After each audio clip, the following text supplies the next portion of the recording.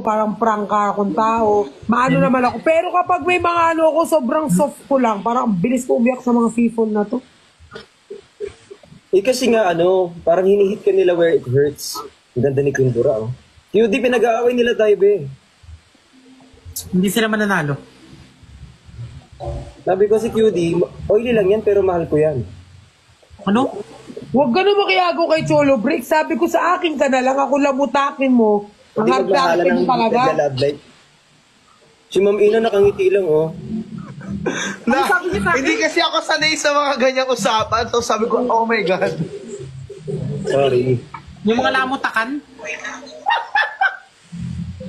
Sabi ko, oily ka lang pero mahal kita. Hindi in oil. Ano yan? Pero mga Quindura, okay ka lang. Like, okay, super okay. Siyempre hindi. Pagod. Pagod ka ba? Nakakaramdam ka ba ng pagod? Pagod lang ako. Iba ba naman tumakbo ng umaga hanggang gabi tapos mag-live ka ng hanggang gabi?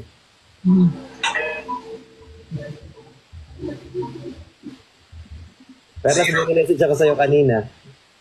Bakit ka nagagalit, Briggs? Eh kasi pinag-aaway-aaway nila yung mga person. Kiss ko daw sila, galit na. Oo.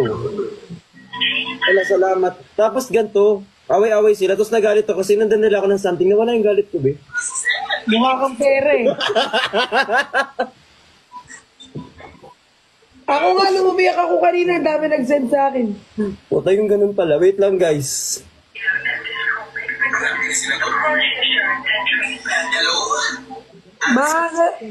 Si Cholo pa makikita pa natin. 1.7 na si Ina. Totoo ba? 1.6 ka lang kanina, di ba? Alam mo, wow. 7 na siya. Diyos ko, hindi ko kailangan pera ang kailangan ko. Charis, thank you po. Hindi ko rin kailangan. Invested na po ako sa inyo. Thank you po. My God. Ano daw? Ba to?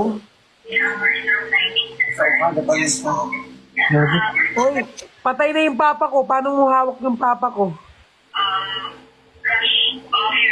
Eh, sino daw sasali ng Binibining Pilipinas? Ako nga. Si Ana Esquera.